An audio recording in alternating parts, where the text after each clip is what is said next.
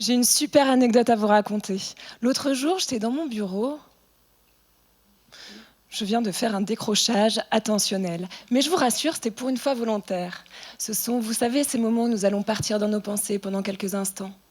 Le problème, c'est que ces décrochages attentionnels n'en font qu'à leur tête, pouvant se produire n'importe où et n'importe quand. S'il venait à se produire pendant 2 secondes, alors que vous êtes à 130 km/h sur l'autoroute par exemple, cela reviendrait pour vous à parcourir 70 mètres en décrochage attentionnel. Les conséquences peuvent donc être dramatiques. Mais cela s'applique également dans les écoles, puisque des pertes d'attention en classe peuvent être à l'origine de très grandes difficultés scolaires. D'où l'importance de les étudier. Eh bien, ma thèse en neurosciences consiste à comprendre pourquoi et comment ces décrochages attentionnels se produisent dans notre cerveau afin de pouvoir agir dessus, c'est-à-dire trouver des moyens qui nous permettent de lutter contre les effets néfastes qu'ils peuvent avoir dans notre vie. Alors pour cela, nous utilisons la technique la plus précise qui existe pour les étudier.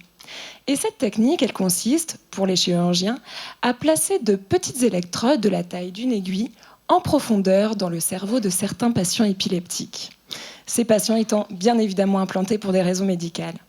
Et ces petites électrodes vont nous permettre d'enregistrer l'activité électrique de toutes petites zones du cerveau avec une précision spatiale aussi minuscule que celle d'un petit pois.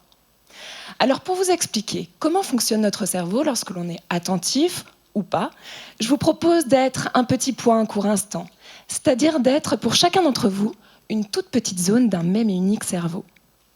Donc lorsque l'on est attentif, concentré, certains petits pois, situés au niveau du cortex frontal, vont commencer à s'activer, à communiquer entre eux, afin de sélectionner et traiter les informations jugées pertinentes pour l'activité du moment.